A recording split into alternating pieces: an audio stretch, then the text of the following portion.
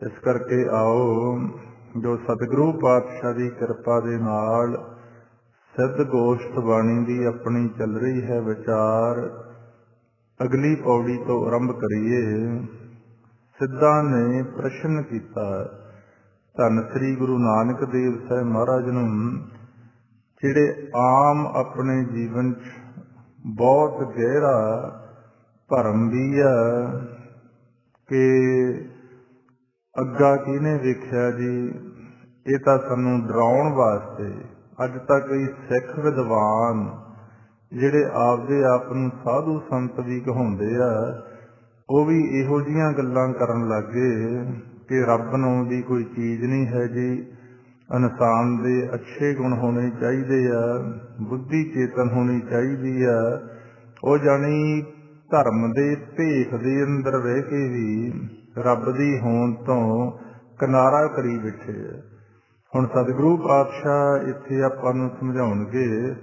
ਉਹਨਾਂ ਨੇ ਬੇਨਤੀ ਕੀਤੀ, ਕਹਿੰਦੇ ਜੀ ਜਮਾਂ ਦੀ ਮਾਰ ਨੂੰ, ਜਮਾਂ ਦੀ ਕਨੌੜ ਨੂੰ ਕਿਹੜੇ ਲੋਕ ਸਹਾਰਦੇ ਆ, ਕਿੰਨਾਂ ਨੂੰ ਜਮਾਂ ਦੀ ਮਾਰ ਪੈਂਦੀ ਹੈ। ਤੇ ਪਾਤਸ਼ਾਹ ਗੁਰੂ ਨਾਨਕ ਦੇਵ ਸਾਹਿਬ ਮਹਾਰਾਜ ਸਮਝਾ ਰਹੇ ਆ, ਕਹਿੰਦੇ ਮਨਮੁਖ ਭੂਲੇ ਜਮ ਕੀ ਕਾਣ।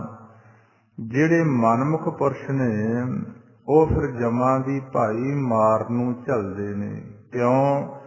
ਉਹ ਭੁੱਲ ਗਏ ਆਪਣੇ ਜ਼ਿੰਦਗੀ ਦੇ ਅਸਲੀ ਰਸਤੇ ਤੋਂ।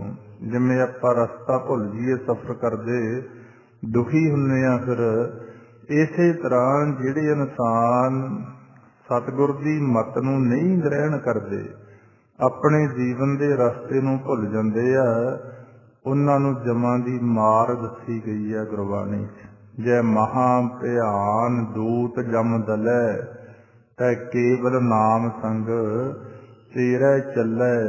ਪਕੜ ਚਲਾਇਨ ਦੂਤ ਜਮ, ਕਿਸੇ ਨਾ ਦੇਨੀ ਭੇਤ।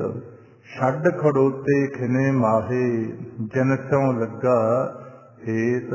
ਇੱਥੇ ਕੋਈ ਸਾਡੇ ਮਨ 'ਚ ਭਰਮ ਨਹੀਂ ਰਹਿਣਾ ਚਾਹੀਦਾ ਕਿ ਸਾਨੂੰ ਕੋਈ ਪਕੜ ਕੇ ਲੈ ਜਾਂਦਾ ਹੈ। ਸਾਰਾ ਪਰਿਵਾਰ ਇਨਸਾਨ ਦੀ ਜਦੋਂ ਮੌਤ ਹੁੰਦੀ ਆ, ਉਹਦੇ ਕੋਲੇ ਹੀ ਬੈਠਾ ਹੁੰਦਾ, ਉਹਦੇ ਸਰੀਰ ਨੂੰ ਹੱਥ ਵੀ ਪਾ ਕੇ ਰੱਖਦੇ ਆ, ਪਰ ਅਚਨਚੇਤ ਇਹ ਸਰੀਰ 'ਚ ਵਸਣ ਵਾਲਾ ਜਿਹੜਾ ਹੈ ਉਹਨੂੰ ਪਕੜ ਕੇ ਲੈ ਜਾਂਦੇ ਆ। ਆਪਾਂ ਨੂੰ ਭੇਦ ਨਹੀਂ ਲੱਗਣ ਦਿੱਤਾ ਜਾਂਦਾ। ਵਿਗਿਆਨ ਵੀ ਪਰੇਸ਼ਾਨ ਆ ਇਸ ਗੱਲ ਤੋਂ, ਤੇ ਗੁਰਬਾਣੀ ਅੰਦਰ ਸਾਨੂੰ ਭੇਦ ਦਿੱਤਾ ਗਿਆ ਕਿ ਹੁੰਦਾ ਕੀ ਹੈ। ਜਿਹੜਾ ਇਹ ਸਰੀਰ ਦੇ ਅੰਦਰ ਉਹ ਪਰਮੇਸ਼ਰ ਦੀ ਜੋਤ ਭੇਜੀ ਸੀ, ਜਿਹਨੂੰ ਆਪਾਂ ਮਨ ਕਹਿੰਦੇ ਆ, ਤੇ ਉਹਨੂੰ ਸਰੀਰ ਦੇ ਨਾਲੋਂ ਵੱਖ ਕਰਕੇ ਇਹ ਗੰਢ ਦਿੱਤੀ ਹੋਈ ਆਪਣੀ ਨਾਭੀ ਦੇ ਉੱਪਰ। ਜਿਉਂ ਹੀ ਸਵਾਸ ਪੂਰੇ ਹੁੰਦੇ ਆ, ਉਹ ਗੰਢ ਖੋਲ ਦਿੱਤੀ ਜਾਂਦੀ ਹੈ ਤੇ ਉਠਾ ਲਿਆ ਜਾਂਦਾ ਹੈ ਸਰੀਰ ਦੇ ਵਿੱਚੋਂ ਆਪਾਂ ਨੂੰ। ਖੁੱਲੀ ਗੰਠ ਉੱਠੋ ਲਿਖਿਆ ਆਇਆ ਰਾਮ, ਰਸ ਕਸ ਠਾਕੇ ਬੰਦ ਚਲਾਇਆ ਰਾਮ। ਗੰਢ ਖੋਲ ਦਿੱਤੀ ਗਈ ਸਵਾਸਾਂ ਦੀ, ਸਰੀਰ ਤੋਂ ਸਾਨੂੰ ਵੱਖ ਕਰ ਲਿਆ। ਜਿਹੜੇ ਸਰੀਰ ਦੇ ਨਾਲ ਰਸ ਕਸ ਖਾਂਦੇ ਸੀ ਉਹ ਬੰਦ ਹੋ ਗਏ। ਬੰਦ ਚਲਾਇਆ ਰਾਮ, ਖੁੱਲੀ ਗੰਠ ਉੱਠੋ ਲਿਖਿਆ ਆਇਆ ਰਾਮ। ਜਿਉਂ ਹੀ ਗੰਢ ਖੁੱਲਦੀ ਆ, ਸਾਨੂੰ ਇਹ ਸਰੀਰ 'ਚੋਂ ਵੱਖ ਕਰ ਲਿਆ ਜਾਂਦਾ ਤੇ ਪਰਮਾਤਮਾ ਦਾ ਦਿੱਤਾ ਹੋਇਆ ਪਰਵਾਨਾ ਦਿਖਾ ਕੇ। ਹੁਣ ਪਾਤਸ਼ਾਹ ਸਮਝਾ ਰਹੇ ਆ, ਫਿਰ ਜਿਹੜੇ ਸਾਰੀ ਜ਼ਿੰਦਗੀ ਮਨਮੁਖਾਂ ਵਾਲਾ ਜੀਵਨ ਬਤੀਤ ਕਰਿਆ ਤੇ ਉਹਨਾਂ ਨੂੰ ਫਿਰ ਜਮਾਂ ਦੀ ਮਾਰ ਖਾਣੀ ਪੈਂਦੀ ਆ। ਕਿਉਂ ਖਾਣੀ ਪਈ? ਪਰ ਘਰ ਜੋ ਹੈ ਹਾਣੇ ਹਾਣ। ਉਹਨਾਂ ਨੇ ਆਪਣੇ ਅਸਲੀ ਘਰ ਦੀ ਪਛਾਣ ਨਹੀਂ ਕਰੀ। ਅਸਲੀ ਘਰ ਹੈ ਆਪਣਾ ਨਿਜ ਘਰ, ਸਿਰ ਘਰ, ਬੇਗਮਪੁਰਾ ਸ਼ਹਿਰ, ਸੱਚਖੰਡ, ਦਰਗਾਹ, ਪ੍ਰਲੋਕ। ਤੇ ਉਹ ਸਾਰੀ ਜ਼ਿੰਦਗੀ ਇਹ ਮਾਇਆ ਦੇ ਘਰ ਦੇ ਨਾਲ ਹੀ, ਮਾਇਆ ਦੇ ਦੇਸ਼ ਦੇ ਨਾਲ ਹੀ, ਅਦ੍ਰਿਸ਼ਟਮਾਨ ਸੰਸਾਰ ਜੋ ਨਾਸਵੰਤ ਹੈ ਇਹਦੇ ਨਾਲ ਹੀ ਜੁੜੇ ਰਹੇ। ਪਰ ਘਰ ਜੋ ਹੈ ਹਾਣੇ ਹਾਣ। ਜਾਂ ਇਹ ਸਮਝ ਲਈਏ ਮਨਮੁਖਤਾ ਵਾਲਾ ਜਿਹੜਾ ਜੀਵਨ ਹੈ ਉਹ ਹਰ ਸਮੇਂ ਪਰਾਇਆ ਤਨ ਤੇ ਪਰਾਇਆ ਧਨ ਵੇਖਦਾ ਰਹਿੰਦਾ। ਜਾਂ ਇਹ ਵੀ ਸਮਝ ਸਕਦੇ ਹਾਂ ਕਿ ਮਨਮੁਖ ਜੀਵ ਆਪਣੇ ਅਸਲੀ ਮਾਲਕ ਪ੍ਰਭੂ ਨੂੰ ਛੱਡ ਕੇ ਤੇ ਹੋਰ ਦਰਾਂ ਤੇ ਠੋਕਰਾਂ ਖਾਂਦਾ ਫਿਰ ਰਿਹਾ। ਬੜਾ ਕੁਝ ਸੰਸਾਰ 'ਚ ਹੋ ਰਿਹਾ, ਕਿਉਂਕਿ ਲੋਕ ਵਿਚਾਰੇ ਭੋਲੇ ਨੇ ਤੇ ਗੁਰਬਾਣੀ ਦੇ ਗਿਆਨ ਤੋਂ ਆਪਾਂ ਦੂਰ ਹਾਂ। ਸਿੱਖ ਹਾਂ ਜਿਹੜੇ, ਕਿਉਂਕਿ 80-85% ਤਾਂ ਇਹੋ ਜਿਹੇ ਹੋਵਾਂਗੇ ਜਿਨ੍ਹਾਂ ਨੇ ਨਾ ਸਾਰੀ ਗੁਰੂ ਗ੍ਰੰਥ ਸਾਹਿਬ ਦੀ ਬਾਣੀ ਵਿਚਾਰਿਆਂ ਨੇ ਕਿਤੇ ਪੜ੍ਹੀ ਨਾ ਸੁਣੀ, ਤੇ ਸਮਝਣਾ ਤੇ ਉਸ ਰਸਤੇ ਤੇ ਚੱਲਣਾ ਤਾਂ ਬਹੁਤ ਦੂਰ। ਟੀਚਰਾਂ ਨੇ ਸਾਨੂੰ ਇੱਥੇ ਤੱਕ ਸੀਮਤ ਕਰਤਾ, ਇੱਕ ਦੁਕਾਨਦਾਰੀ ਜੀ ਬਣਾ ਕੇ ਰੱਖੀ ਹੋਈ ਆ ਕਿ ਤੁਸੀਂ ਸਾਨੂੰ ਪੈਸੇ ਦੇ ਦਿਓ, ਅਸੀਂ ਤੁਹਾਡੇ ਪਾਠ ਕਰ ਦਿਆਂਗੇ। ਕਈ ਵਾਰ ਤਾਂ ਉਹ ਗਾਂਹ ਦੀ ਗਾਂਹ ਬੜਾ ਐਡਾ ਦਲਦਲ ਜੀ ਇੱਕ ਬਣ ਗਈ ਜਿਹਦੇ ਚੋਂ ਨਿਕਲਣਾ ਗੁਰੂ ਦੀ ਕਿਰਪਾ ਤੋਂ ਬਗੈਰ ਬੜਾ ਮੁਸ਼ਕਲ। ਜੇ ਇਹੀ ਸਮਝਾਇਆ ਜਾਂਦਾ ਕਿ ਤੁਸੀਂ ਸਾਰੇ ਆਪ ਬਾਣੀ ਪੜ੍ਹਿਆ ਕਰੋ, ਧਿਆਨ ਨਾਲ ਪੜ੍ਹਿਆ ਕਰੋ, ਤੁਹਾਨੂੰ ਸੋਝੀ ਆਵੇਗੀ, ਇਹ ਨਹੀਂ ਸਿਖਾਇਆ ਗਿਆ। ਤੇ ਦੂਸਰੇ ਧਰਮਾਂ ਵਾਲਿਆਂ ਦਾ ਵੀ ਇਹੀ ਹਾਲ ਆ। ਸਨਾਤਨ ਮਤ ਵਾਲੇ ਆ, ਉਹ ਆਪਦੇ ਧਾਰਮਿਕ ਗ੍ਰੰਥਾਂ ਤੋਂ ਪਿੱਛੇ ਹਟ ਗਏ ਤੇ ਜਿਵੇਂ ਉਹਨਾਂ ਨੂੰ ਫਿਰ ਕੋਈ ਭਜਾਈ ਫਿਰਦਾ ਉਹ ਭੱਜੀ ਫਿਰੀ ਜਾਂਦੇ ਆ। ਸਾਰੇ ਧਰਮਾਂ 'ਚ ਐਸਾ ਹੀ ਹਾਲ ਅੱਜ ਕਲਯੁਗ ਦੇ ਭਿਆਨਕ ਸਮੇਂ ਦੇ ਅੰਦਰ ਹੈ। ਇਸ ਕਰਕੇ ਜਦੋਂ ਸਾਨੂੰ ਆਪਦੇ ਗੁਰੂ ਦਾ ਗਿਆਨ ਹੀ ਨਹੀਂ, ਗੁਰਬਾਣੀ ਅੰਦਰ ਜੋ ਭੇਜ ਦਿੱਤਾ ਗਿਆ ਕਿਤੇ ਪੜ੍ਹਿਆ ਹੀ ਨਹੀਂ, ਸਾਡੇ ਕੋਲੇ ਸਮਝ ਹੀ ਨਹੀਂ, ਪੜ੍ਹਨਾ ਹੀ ਨਹੀਂ ਆਉਂਦਾ। ਬਹੁਤ ਸਾਰੇ ਸਿੱਖ ਇਹੋ ਜਿਹੇ ਵੀ ਹੋਣਗੇ ਜਿਨ੍ਹਾਂ ਨੂੰ ਜਪਜੀ ਸਾਹਿਬ ਦਾ ਪਾਠ ਸ਼ੁੱਧ ਪੜ੍ਹਨਾ ਨਹੀਂ ਆਉਂਦਾ। ਹਾਲਾਤ ਐਸੇ ਨੇ। ਪਹਿਲੇ ਸਮਿਆਂ 'ਚ ਆਪਾਂ ਵੇਖਿਆ ਜਦੋਂ ਕਿਤੇ ਦੇ ਅਖੰਡ ਪਾਠ ਹੁੰਦਾ ਤਾਂ ਰੌਲ ਲਾਉਣ ਵਾਸਤੇ ਜਪਜੀ ਸਾਹਿਬ ਦੀ ਨਾਂ ਲਿਖਾਉਂਦੇ ਲੋਕ, ਬੇਨਤੀਆਂ ਕਰਦੇ ਕਿ ਸਾਨੂੰ ਸਮਾਂ ਦਿਓ, ਅਸੀਂ ਜਪਜੀ ਸਾਹਿਬ ਦੀ ਰੌਲ ਲਾਉਣੀ ਹੈ।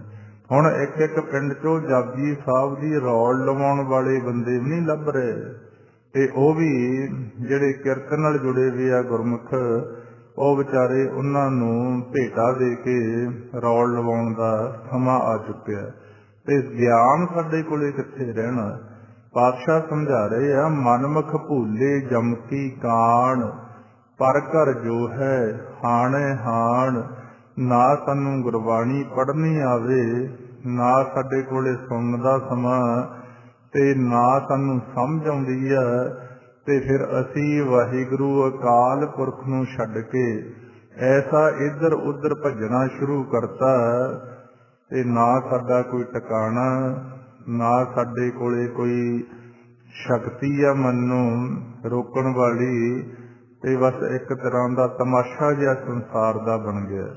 ਪਾਤਸ਼ਾਹ ਸਮਝਾ ਰਹੇ ਆ, ਮਨਮੁਖ ਭੂਲੇ ਜਮਕੀ ਕਾਣ, ਪਰ ਘਰ ਜੋ ਹੈ ਹਾਣੇ ਹਾਣ। ਪ੍ਰਭੂ ਨੂੰ ਛੱਡ ਕੇ ਪਰਾਏ ਦਰ ਤੋਂ ਮੰਗਾਂ ਮੰਗਦੇ ਫਿਰਦੇ ਆ। ਆਪਦੇ ਮਾਲਕ ਦੇ ਦਰ ਨੂੰ ਛੱਡ ਕੇ ਤੇ ਆਪਦੇ ਘਰ ਨੂੰ ਛੱਡ ਕੇ ਪਰਾਏ ਤਨ ਤੇ ਪਰਾਏ ਧਨ ਵੱਲ ਹਮੇਸ਼ਾ ਧਿਆਨ ਰਹਿੰਦਾ। ਇਸ ਕਰਕੇ ਫਿਰ ਉਹ ਜਿਹੜੇ ਹਾਨੀ ਕਰਨ ਵਾਲੇ ਕਰਮ ਨੇ, ਤੇ ਉਹ ਫਿਰ ਜੀਵ ਆਪਦੀ ਬੇਇੱਜ਼ਤੀ ਕਰਵਾਉਂਦੇ ਆ।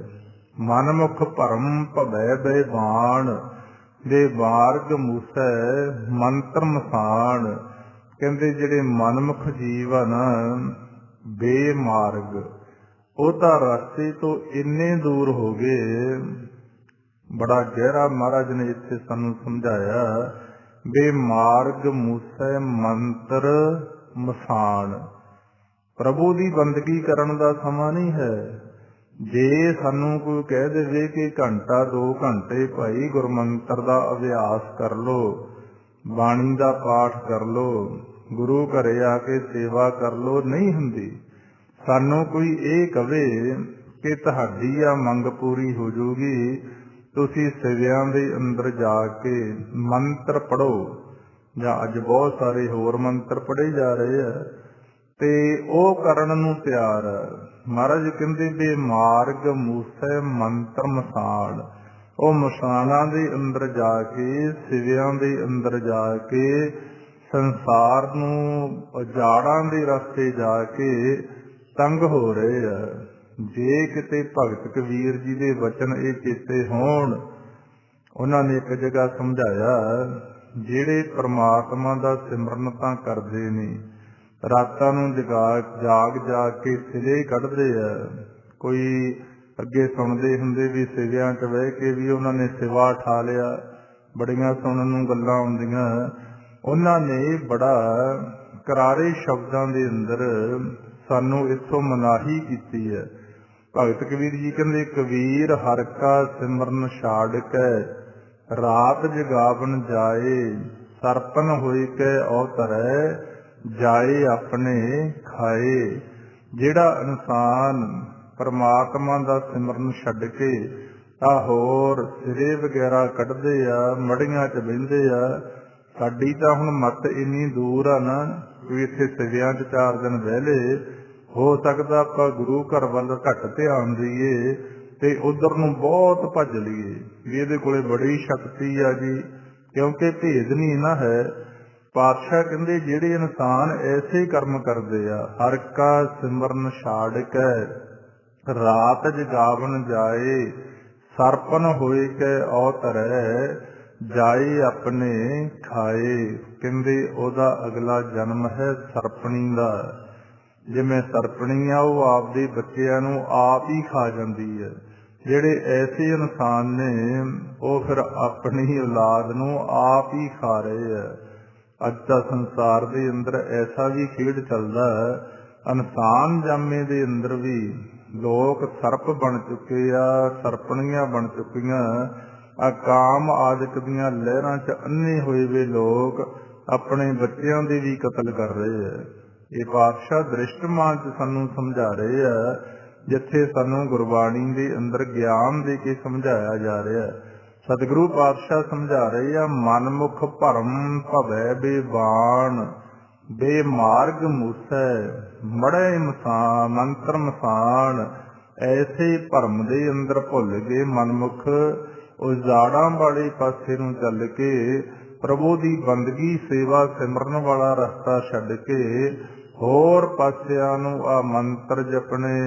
ਕਿੱਡਾ ਕਿੱਡਾ ਪੈਸਾ ਅੱਜ ਖਰਾਬ ਹੋ ਰਿਹਾ। ਉਹ ਜਿਹੜੇ ਚਲਾਕ ਲੋਕ ਨੇ, ਉਹ ਲੱਖਾਂ ਰੁਪਈਏ ਖਰਚ ਕੇ ਆ TV ਚੈਨਲਾਂ ਦੇ ਉੱਪਰ ਮਸ਼ਹੂਰੀ ਕਰਦੇ ਆ, ਆਓ ਜੀ ਅਸੀਂ ਤੁਹਾਡਾ 20 ਘੰਟਿਆਂ 'ਚ ਇਲਾਜ ਕਰ ਦਿੰਦੇ ਆ। ਕੋਈ 24 ਘੰਟੇ ਕਹਿੰਦਾ, ਕੋਈ 12 ਘੰਟੇ ਕਹਿੰਦਾ, ਸਾਡੇ ਅਕਾਊਂਟ 'ਚ ਪੈਸੇ ਪਾ ਦਿਓ। ਕੋਈ ਬੈਠਾ ਨਾਗੀ ਵੇਚੀ ਜਾਂਦਾ। ਪਤਾ ਨਹੀਂ ਸੰਸਾਰ ਦਾ ਕੈਸਾ ਖੇਲ ਹੈ। ਉਹ ਸਿੱਧੇ ਸਾਦੇ ਪਹਿਲਾਂ ਲੋਕ ਹੁੰਦੇ, ਰੱਬ ਤੇ ਭਰੋਸਾ ਰੱਖਦੇ, 10 ਨੌਆਂ ਦੀ ਕਿਰਤ ਕਰਦੇ ਤੇ ਆਨੰਦ ਦੇ ਅੰਦਰ ਰਹਿੰਦੇ।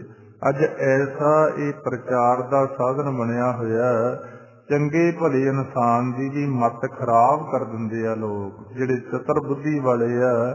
ਕਿਉਂਕਿ ਮਨ ਕਮਜ਼ੋਰ ਨੇ। ਅਸੀਂ ਬਹੁਤ ਜਲਦੀ ਸੁਖੀ ਹੋਣਾ ਚਾਹੁੰਦੇ ਆ, ਬਹੁਤ ਜਲਦੀ ਅਮੀਰ ਹੋਣਾ ਚਾਹੁੰਦੇ ਆ। ਪਰ ਪਾਤਸ਼ਾਹ ਕਹਿੰਦੇ, ਬਲਲਾਟ ਨਾਲ ਨਹੀਂ ਕੁਝ ਹੋਵੇਗਾ। ਹਾਂ, ਪ੍ਰਭੂ ਇੱਕ ਸ਼ਕਤੀ ਹੈ, ਜਿਹੜਾ ਜਲ ਤੇ ਥਲ ਕਰ ਥਲ ਤੇ ਕੂਆ, ਕੂਪ ਤੇ ਮੇਰ ਕਰਾਵੇ, ਤੇ ਖਾਰੀ ਤੇ ਰਾਜ ਕਰਾਵੇ, ਧਰਤੀ ਤੇ ਅਸਮਾਨ ਚੜੇ ਸਮਾਨ ਗਰਾਵੇ, ਭੇਖਾਰੀ ਤੇ ਰਾਜ ਕਰਾਵੇ, ਰਾਜਾ ਤੇ ਭੇਖਾਰੀ, ਖਲ ਮੂਰਖ ਕੋ ਪੰਡਤ ਕਰਬੋ, ਪੰਡਤ ਤੇ ਮੁਗਧਾਰੀ। ਉਹ ਪ੍ਰਭੂ ਪਰਮੇਸ਼ਰ ਦੀ ਤਾਂ ਐਸੀ ਸ਼ਕਤੀ ਹੈ, ਜਿਹੜਾ ਭਿਖਾਰੀਆਂ ਨੂੰ ਰਾਜੇ ਬਣਾ ਸਕਦਾ ਤੇ ਰਾਜਿਆਂ ਨੂੰ ਭਿਖਾਰੀ ਬਣਾ ਸਕਦਾ। ਪਰ ਜੇ ਤੁਹਾਡੇ ਮਨ 'ਚ ਇਹ ਭੁਲੇਖੇ ਨੇ ਕਿ ਆ ਜਿਹੜਾ ਸਿਲਸਿਲਾ ਅੱਜ ਚੱਲ ਰਿਹਾ, ਉਹ ਤੁਹਾਨੂੰ ਕਿੱਥੋਂ ਅਮੀਰ ਕਰ ਦੇਣਗੇ। ਉਹ ਤਾਂ ਆਪ ਤੁਹਾਡੀਆਂ ਜੇਬਾਂ ਦੇ ਵੱਲ ਝਾਕ ਰਹੇ ਆ ਲੋਕ। ਇੱਕ ਬਹੁਤ ਵੱਡਾ ਇਹ ਸਰਕਲ ਜਿਹਾ ਬਣ ਗਿਆ ਦੁਨੀਆ 'ਚ।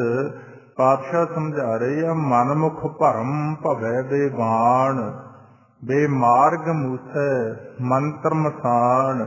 ਇੰਨੇ ਭਰਮ ਦੇ ਅੰਦਰ ਚਲੇ ਗਏ, ਉਜਾੜਾਂ ਦੇ ਰਸਤੇ ਚੱਲ ਗਏ, ਮੜੀਆਂ ਮਸਾਣਾਂ ਦੇ ਰਸਤੇ ਚੱਲ ਗਏ। ਕਾਰਨ ਕੀ ਹੋ ਗਿਆ? ਕਹਿੰਦੇ ਸ਼ਬਦ ਨਾ ਚੀਨੈ ਲਵੈ ਕੁਬਾਨ। ਉਹ ਪ੍ਰਭੂ ਦੇ ਦਿੱਤੇ ਹੋਏ ਨਾਮ ਨੂੰ ਨਹੀਂ ਜਪਦੇ, ਉਹ ਸ਼ਬਦ ਦਾ ਅਭਿਆਸ ਨਹੀਂ ਕਰਦੇ, ਗੁਰੂ ਦਾ ਉਪਦੇਸ਼ ਨਹੀਂ ਗ੍ਰਹਿਣ ਕਰਦੇ। ਮਹਾਰਾਜ ਕਹਿੰਦੇ ਖੋਟੀ ਬਾਣੀ ਬੋਲਦੇ ਆ, ਮਾੜੀ ਭਾਸ਼ਾ ਬੋਲਦੇ ਆ। ਐਸਾ ਵੀ ਮੈਨੂੰ ਸੁਣਨ 'ਚ ਆਇਆ, ਕਹਿੰਦੇ ਇੱਥੇ ਕਰੈਕੋਟ ਕੋਲੇ ਆਉਂਦਾ ਬੰਦਾ ਹੁਣ ਵੀ ਆਉਂਦਾ ਜਾਂ ਨਹੀਂ, ਉਹਨੇ ਇਹ ਵੀ ਕਹਿਣਾ ਸ਼ੁਰੂ ਕਰਤਾ ਸੀ ਕਿ ਤੁਸੀਂ ਗੁਰਦੁਆਰੇ ਜਾ ਕੇ ਪ੍ਰਸ਼ਾਦ ਨਹੀਂ ਲੈਣਾ। ਸਮਝ ਨਹੀਂ ਆਉਂਦੀ ਸਾਡੇ ਭੋਲੇ ਲੋਕਾਂ ਨੂੰ ਕਿ ਸਾਨੂੰ ਤੋਰ ਕਿੱਧਰ ਨੂੰ ਰਹੇ ਆ ਲੋਕ। ਇਹਨਾਂ ਡਰਾਮਿਆਂ ਤੋਂ ਸੁਚੇਤ ਹੋਣ ਦੀ ਲੋੜ ਆ ਤੇ ਗੁਰੂ ਦੀ ਮੱਤ ਨੂੰ ਗ੍ਰਹਿਣ ਕਰਨ ਦੀ ਲੋੜ ਆ। ਸ਼ਬਦ ਨਾ ਚੀਨੈ ਲਵੈ ਕੁਬਾਨ, ਉੱਥੇ ਮਾੜੀ ਭਾਸ਼ਾ ਬੋਲੀ ਜਾਂਦੀ ਆ, ਸਾਨੂੰ ਗਾਲਾਂ ਕੱਢੀਆਂ ਜਾਂਦੀਆਂ। ਦੁਰਮਤ ਦੇ ਅਧੀਨ ਸਾਰੇ ਕਰਮ ਹੁੰਦੇ ਆ ਤੇ ਮਹਾਰਾਜ ਕਹਿੰਦੇ ਇਹਨਾਂ ਤੋਂ ਪਿੱਛੇ ਹਟਣ ਦੀ ਲੋੜ ਆ। ਨਾਨਕ ਸਾਚ ਰਤੇ ਸੁਖ ਜਾਣ, ਕਹਿੰਦੇ ਜੇ ਸੁੱਖਾਂ ਦੀ ਪ੍ਰਾਪਤੀ ਚਾਹੁੰਦੇ ਹੋ ਤਾਂ ਸੱਚ ਪਰਮਾਤਮਾ ਦੇ ਨਾਲ ਆਪਦਾ ਪ੍ਰੇਮ ਪਾਓ, ਉਹਦੇ ਅੰਦਰ ਆਪਣੇ ਮਨ ਨੂੰ ਰੰਗਣਾ ਕਰੋ, ਉਸ ਪ੍ਰਭੂ ਦੀ ਕਿਰਪਾ ਦੇ ਪਾਤਰ ਬਣਨ ਦੀ ਕੋਸ਼ਿਸ਼ ਕਰੋ। ਆ ਜਿਹੜੇ ਥਾਂ ਥਾਂ ਰੱਬ ਬਣ ਕੇ ਸਾਨੂੰ ਭਰਮਾ ਰਹੇ ਆ, ਇਹਨਾਂ ਤੋਂ ਸੁਚੇਤ ਹੋਣ ਦੀ ਲੋੜ ਹੈ। ਜਦੋਂ ਜੀਵ ਮਨਮੁਖ ਦੇ ਰਸਤੇ ਚੱਲਦਾ ਤਾਂ ਭਰਮ ਦੇ ਅੰਦਰ ਚਲਿਆ ਜਾਂਦਾ, ਕਿਉਂਕਿ ਸ਼ਬਦ ਨੂੰ ਚੀਨਦੇ ਨਹੀਂ, ਗੁਰੂ ਦੇ ਉਪਦੇਸ਼ ਨੂੰ ਆਪਾਂ ਸਮਝਦੇ ਨਹੀਂ ਤੇ ਗੁਰੂ ਦੀ ਬਾਣੀ ਪੜ੍ਹ ਕੇ ਆਪਦੇ ਮਨ ਨੂੰ ਤਾਕਤ ਦੇਣ ਵਾਲੀ ਜੋ ਪ੍ਰਮਾਤਮਾ ਦਾ ਨਾਮ ਆ ਉਹਨੂੰ ਜਪਦੇ ਨਹੀਂ। ਮਨ ਕੋਲੇ ਮਨ ਦੀ ਖੁਰਾਕ ਨਹੀਂ ਹੈ, ਕਮਜ਼ੋਰ ਹੋਇਆ ਵਿਆ ਮਨ, ਜਿੱਧਰ ਨੂੰ ਕੋਈ ਸਾਨੂੰ ਕਹਿ ਦਿੰਦਾ ਅਸੀਂ ਭੱਜਣ ਨੂੰ ਤਿਆਰ ਹੋ ਜਾਂਦੇ ਆ। ਹੁਣ ਅੱਗੇ ਗੁਰਮੁਖਾਂ ਦਾ ਭੇਦ ਆਪਾਂ ਨੂੰ ਦੇ ਰਹੇ ਆ, ਜਿਹੜੇ ਫਿਰ ਗੁਰੂ ਦੇ ਦਿੱਤੇ ਹੋਏ ਉਪਦੇਸ਼ ਤੇ ਚੱਲ ਕੇ ਉਹਨਾਂ ਦਾ ਜੀਵਨ ਕਿਹੋ ਜਿਹਾ ਬਣਦਾ। ਮਹਾਰਾਜ ਜੀ ਕਹਿੰਦੇ ਗੁਰਮੁਖ ਸਾਚੇ ਕਾ ਭਉ ਭਾਵੈ। ਗੁਰਮੁਖ ਜਿਹੜੇ ਲੋਕ ਨੇ ਉਹ ਸੱਚ ਪਰਮਾਤਮਾ ਦੇ ਭੈ ਦੇ ਅੰਦਰ ਰਹਿੰਦੇ ਆ। ਕਿਉਂਕਿ ਜਿਵੇਂ ਆ ਬਾਹਰ ਸੰਸਾਰ 'ਚ ਆਪਾਂ ਵੇਖਦੇ ਹਾਂ, ਜੇ ਕਾਨੂੰਨ ਦਾ ਡਰ ਨਾ ਹੋਵੇ ਤਾਂ ਇੱਥੇ ਗਦਰ ਮੱਚ ਜੇ ਦੁਨੀਆ ਦੇ ਅੰਦਰ। ਜਿਹੜੇ ਅੱਛੇ ਸਿਆਣੇ ਲੋਕ ਆ ਉਹ ਕੋਈ ਵੀ ਐਸਾ ਕਰਮ ਨਹੀਂ ਕਰਦੇ ਜਿਹਦੀ ਕਾਨੂੰਨ ਸਾਨੂੰ ਮਨਾਹੀ ਕਰਦਾ, ਤੇ ਜਿਹੜੇ ਵੀ ਕਾਨੂੰਨ ਤੋਂ ਬਾਹਰ ਆਉਂਦੇ ਆ ਉਹ ਆਪਾਂ ਵੇਖਦੇ ਹਾਂ ਜੇਲ੍ਹਾਂ 'ਚ ਵੀ ਬੈਠੇ ਹੁੰਦੇ ਆ ਤੇ ਪੁਲਿਸ ਵੀ ਫੜ ਕੇ ਲੈ ਜਾਂਦੀ ਆ, ਥਾਣੇ ਕਚਹਿਰੀਆਂ 'ਚ ਵੀ ਰੁਲਦੇ ਆ। ਦ੍ਰਿਸ਼ਟਮਾਨ ਖੇਡ ਆ, ਕਿਉਂਕਿ ਉਹਨਾਂ ਨੇ ਭੈ ਚੁੱਕਤਾ। ਇਸੇ ਤਰ੍ਹਾਂ ਉਹ ਤਾਂ ਆਪਾਂ ਨੂੰ ਦਿਖਾਈ ਦੇ ਰਿਹਾ ਕਿ ਸਾਹਮਣੇ ਕਿਸੇ ਬੰਦੇ ਨੇ ਗਲਤੀ ਕਰੀ, ਉਹਨੂੰ ਪੰਚਾਇਤ ਸੱਦਿਆ ਗਿਆ, ਉਹਨੂੰ ਪੁਲਿਸ ਵਾਲੇ ਫੜ ਕੇ ਲੈ ਗਏ, ਉਹਨੂੰ ਅਦਾਲਤਾਂ 'ਚ ਸਜ਼ਾ ਹੋ ਗਈ ਤੇ ਉਹ ਜੇਲ੍ਹਾਂ 'ਚ ਬੈਠੇ ਆ, ਦਿਸ ਰਿਹਾ ਤੇ ਆਪਣੇ ਮਨ 'ਚ ਡਰ ਆ। ਹੁਣ ਜਿਹੜਾ ਮਾਲਕ ਪਰਮਾਤਮਾ ਦਾ ਖੇਲ ਆ, ਇਹ ਸਾਡੇ ਮਨ 'ਚ ਡਰ ਤਾਂ ਪੈਣਾ ਜੇ ਅਸੀਂ ਗੁਰਮਤ ਦਾ ਗਿਆਨ ਸੰਗਤ ਦੇ ਵਿੱਚ ਲੈ ਕੇ ਬਾਣੀ ਦੁਆਰਾ ਸਮਝਦੇ ਹਾਂ ਕਿ ਪਾਪੀ ਪੁੰਨੀ ਆਖਣ ਨਾਹੇ, ਕਰ ਕਰ ਕਰਨਾ ਲਿਖ ਲੈ ਜਾਹੋ, ਆਪੇ ਬੀਜ ਆਪੇ ਹੀ ਖਾਹੋ, ਨਾਨਕ ਹੁਕਮੀ ਆਬਹੁ ਜਾਹੋ। ਪਾਤਸ਼ਾਹ ਨੇ ਸਮਝਾਤਾ ਕਿ ਕੱਲੀਆਂ ਕਹਿਣ ਦੀਆਂ ਗੱਲਾਂ ਹੀ ਨਹੀਂ ਹੈ। ਪਾਪੀ ਪੁੰਨੀ ਆਖਣ ਨਾਹੇ, ਕਰ ਕਰ ਕਰਨਾ ਲਿਖ ਲੈ ਜਾਹੋ। ਜਿਹੋ ਜੇ ਤੁਸੀਂ ਕਰਮ ਕਰਦੇ ਹੋ ਉਹੋ ਜੇ ਤੁਸੀਂ ਲਿਖ ਕੇ ਲੈ ਜਾਣੇ ਆ। ਆਪੇ ਬੀਜ ਆਪੇ ਹੀ ਖਾਹੋ, ਨਾਨਕ ਹੁਕਮੀ ਆਬਹੁ ਜਾਹੋ। ਕਿਤੇ ਇਹ ਨਾ ਭੁਲੇਖਾ ਰੱਖ ਲਿਓ ਕਿ ਬੀਜੈ ਬਿਖ ਮੰਗੈ ਅੰਮ੍ਰਿਤ, ਕਿ ਕਰਮਾਂ ਦੀ ਤਾਂ ਅਸੀਂ ਜ਼ਹਿਰ ਬੀਜੀਏ ਤੇ ਆਸ ਅਸੀਂ ਅੰਮ੍ਰਿਤ ਜੀ ਰੱਖੀਏ, ਨਹੀਂ ਹੋਵੇਗਾ। ਜੇ ਜ਼ਹਿਰ ਬੀਜ ਰਹੇ ਹਾਂ ਤਾਂ ਜ਼ਹਿਰ ਹੀ ਖਾਣੀ ਪਊਗੀ, ਤੇ ਜੇ ਅਸੀਂ ਅੰਮ੍ਰਿਤ ਇਸ ਧਰਤੀ ਦੇ ਹਿਰਦੇ ਰੂਪੀ ਧਰਤੀ 'ਚ ਠੇਠ ਸਰੀਰ ਜੋ ਬੀਜਿਆ ਸੋ ਅੰਤ ਖਲੋਆ ਆਏ। ਤਾਂ ਪਾਤਸ਼ਾਹ ਸਮਝਾ ਰਹੇ ਆ ਜਿਹੜੇ ਫਿਰ ਸਮਝ ਲੈਂਦੇ ਆ ਕਹਾਣੀ ਨੂੰ, ਉਹ ਪਰਮਾਤਮਾ ਦੇ ਭੈ 'ਚ ਰਹਿੰਦੇ ਆ। ਗੁਰਮੁਖ ਸਾਚੇ ਕਾ ਭਉ ਪਾਵੈ। ਜਿਹੜਾ ਇਨਸਾਨ ਪਰਮਾਤਮਾ ਦੇ ਭੈ ਦੇ ਅੰਦਰ ਆ ਗਿਆ ਉਹ ਫਿਰ ਪਾਪ ਕਰਮਾਂ ਤੋਂ, ਦੁਸ਼ਟ ਕਰਮਾਂ ਤੋਂ ਉਹਦਾ ਬਚਾਅ ਹੋਣਾ ਸ਼ੁਰੂ ਹੋ ਜਾਂਦਾ। ਗੁਰਮੁਖ ਬਾਣੀ ਘੜ ਘੜਾਵੇ। ਗੁਰਮੁਖ ਜਿਹੜੇ ਲੋਕ ਨੇ ਉਹ ਮਾੜੀ ਬਾਣੀ ਨੂੰ ਛੱਡਦੇ ਆ ਤੇ ਅੱਛੀ ਭਾਸ਼ਾ ਬੋਲਣੀ ਸ਼ੁਰੂ ਕਰਦੇ ਆ। ਮਨਮੁਖ ਜਿਹੜੇ ਲੋਕ ਨੇ ਉਹ ਦੁਨੀਆ ਦੀ ਨਿੰਦਿਆ ਕਰਦੇ ਆ ਤੇ ਗੁਰਮੁਖ ਇਹਨੂੰ ਛੱਡ ਕੇ ਪ੍ਰਭੂ ਦੀ ਉਸਤਤ ਕਰਦੇ ਆ। ਮਨਮੁਖ ਲੋਕ ਸੰਸਾਰ ਦੇ ਨਾਲ ਜੁੜ ਕੇ ਸੰਸਾਰ ਦੀਆਂ ਗੱਲਾਂ ਕਰਦੇ ਆ, ਤੇ ਜਿਹੜੇ ਗੁਰਮੁਖ ਲੋਕ ਨੇ ਉਹ ਜਿੱਥੇ ਬਹਿੰਦੇ ਉਹ ਪ੍ਰਭੂ ਦੀ ਉਸਤਤ ਕਰਦੇ ਆ। ਉਹਨਾਂ ਨੇ ਆਪਣੀ ਬਾਣੀ ਨੂੰ ਘੜ ਲਿਆ। ਗੁਰਮੁਖ ਬਾਣੀ ਘੜ ਕਢਾਵੇ, ਕਾਹਦੇ ਨਾਲ? ਗੁਰਮੁਖ ਨਿਰਮਲ ਹਰ ਗੁਣ ਗਾਵੇ। ਜਿਹੜੇ ਗੁਰਮੁਖ ਲੋਕ ਨੇ ਉਹਨਾਂ ਨੂੰ ਖੁਸ਼ੀ ਮਿਲਦੀ ਆ ਹਰੀ ਪਰਮਾਤਮਾ ਦੇ ਗੁਣ ਗਾ ਕੇ। ਜਿਹੜੇ ਮਨਮੁਖ ਲੋਕ ਆ ਉਹਨਾਂ ਨੂੰ ਖੁਸ਼ੀ ਮਿਲਦੀ ਆ ਗੁਰਮੁਖਾਂ ਦੀ ਨਿੰਦਿਆ ਕਰਕੇ। ਪਰ ਪਾਤਸ਼ਾਹ ਹੌਸਲਾ ਦਿੰਦੇ ਆ ਬਾਣੀ ਦੇ ਅੰਦਰ ਕਿ ਹਰ ਜਨ ਰਾਮ ਨਾਮ ਗੁਣ ਗਾਵੇ, ਜੇ ਕੋ ਨਿੰਦ ਕਰੇ ਹਰ ਜਨ ਕੀ, ਆਪਣਾ ਗੁਣ ਨਾ ਗਵਾਵੇ। ਕਿ ਭਾਈ ਤੁਸੀਂ ਕਿਸੇ ਦੀ ਗੱਲ ਸੁਣ ਕੇ ਹਰੀ ਦੇ ਗੁਣ ਨਹੀਂ ਗਾਉਣੋਂ ਹਟਣਾ।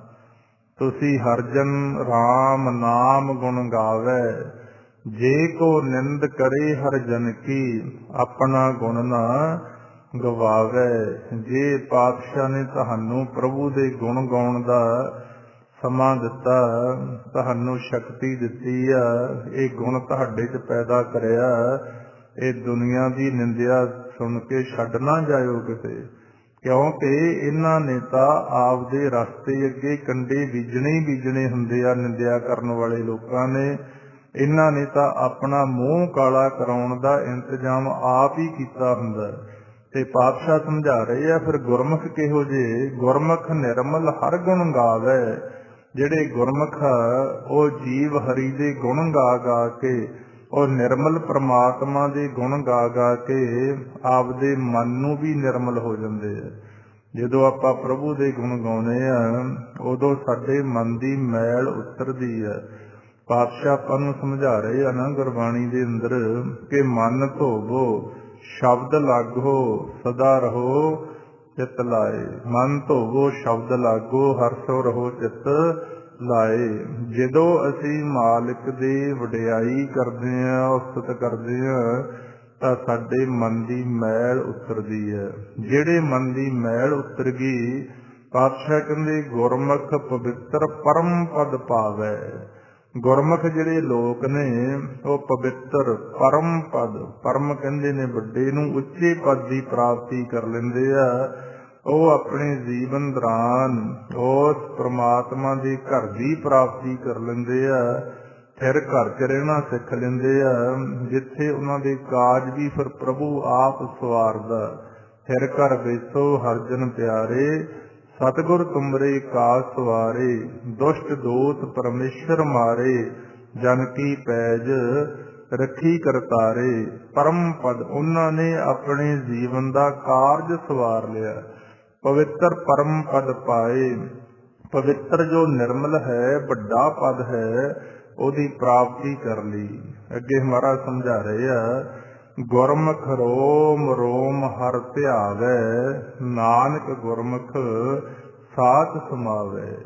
ਇਹ ਇੱਕ ਅਵਸਥਾ ਹੈ ਇਨਸਾਨ ਦੀ ਬਣਦੀ। ਜਿਹੜੇ ਲੋਕ ਅਭਿਆਸ ਕਰਦੇ ਆ, ਜਿਹੜੇ ਪ੍ਰਮਾਤਮਾ ਦੀ ਬੰਦਗੀ ਕਰਦੇ ਆ, ਪਹਿਲਾਂ ਆਪਾਂ ਗੁਰਮੰਤਰ ਦਾ ਅਭਿਆਸ ਜਦੋਂ ਲਗਾਤਾਰ ਕਰਦੇ ਆ, ਲੰਬਾ ਸਮਾਂ ਬੈਠਦੇ ਆ, ਇੱਕ ਸਮਾਂ ਇਹੋ ਜਿਹਾ ਵੀ ਬਣ ਜਾਂਦਾ ਸਾਡੇ ਤੇ, ਸਾਡੇ ਆ ਜਿੰਨੇ ਸਰੀਰ ਦੇ ਰੋਮ ਨੇ ਇੰਝ ਮਹਿਸੂਸ ਹੋਵੇਗਾ ਜਿਵੇਂ ਸਾਰੇ ਵਾਹਿਗੁਰੂ ਵਾਹਿਗੁਰੂ ਦਾ ਜਾਪ ਕਰ ਰਹੇ ਹੋਣ।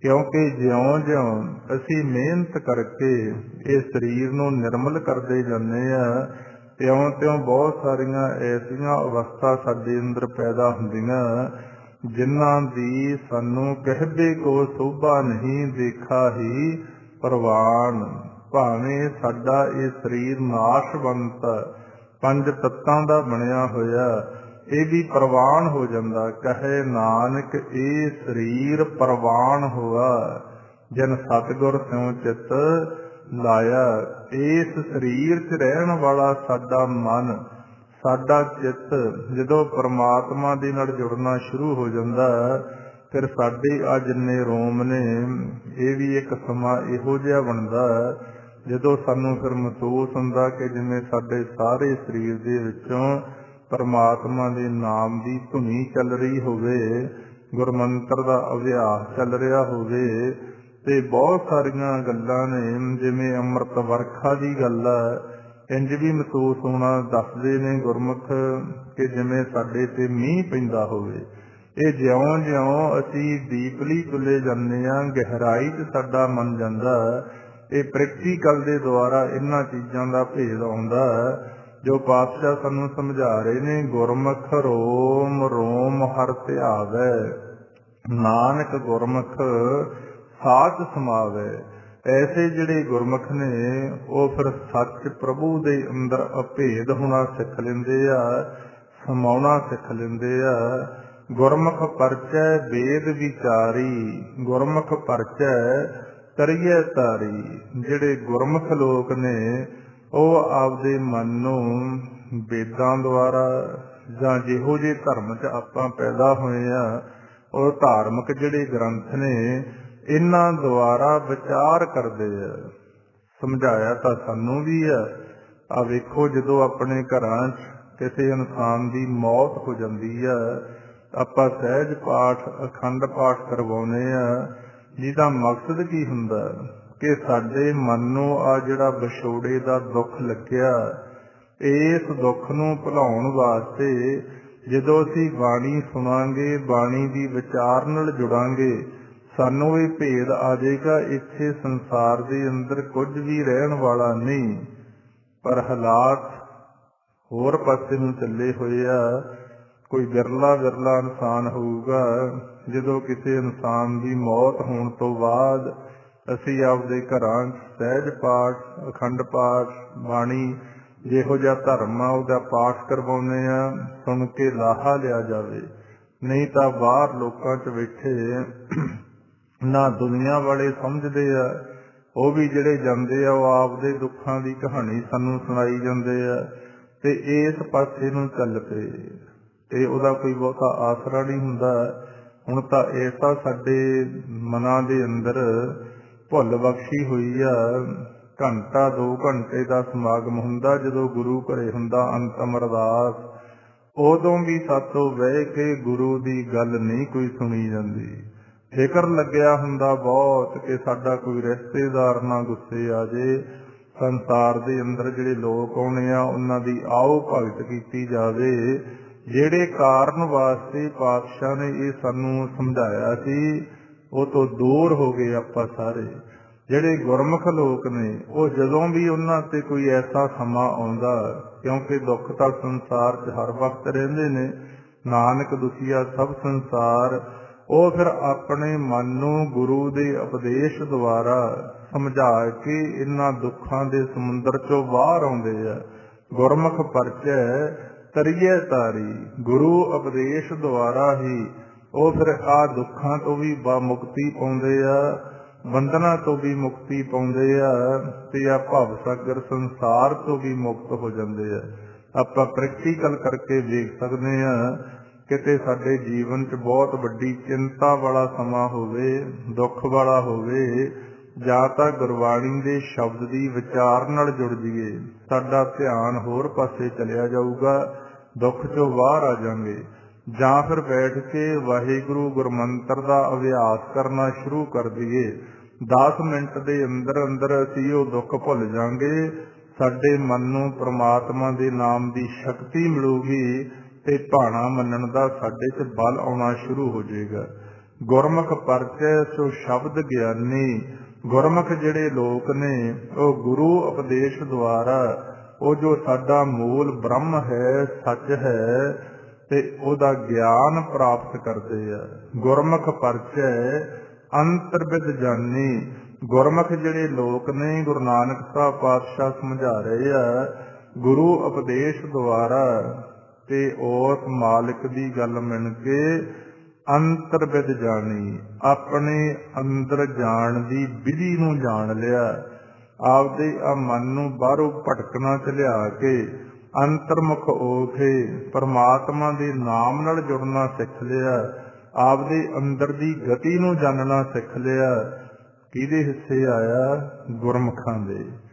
ਤੇ ਜਿਨ੍ਹਾਂ ਨੂੰ ਭੇਦ ਹੀ ਨਹੀਂ ਹੈ ਉਹ ਤਾਂ ਬਾਹਰ ਹੀ ਭੱਜੇ ਫਿਰੀ ਜਾਂਦੇ। ਆਪਾਂ ਪਾਤਸ਼ਾਹ ਆਪਾਂ ਨੂੰ ਸਮਝਾ ਰਹੇ ਆ ਸਭ ਕੁਛ ਕਰਮ ਹੈ, ਬਾਹਰ ਨਾਹੀ ਬਾਹਰ ਟੋਲੇ ਸੋ ਭਰਮ ਭੁਲਾਹੀ। ਅੱਜ ਵੇਖੋ ਨਾ ਕਿਵੇਂ ਆਪਾਂ ਦੌੜ ਦੌੜ ਕੇ ਭੱਜਦੇ ਹਾਂ।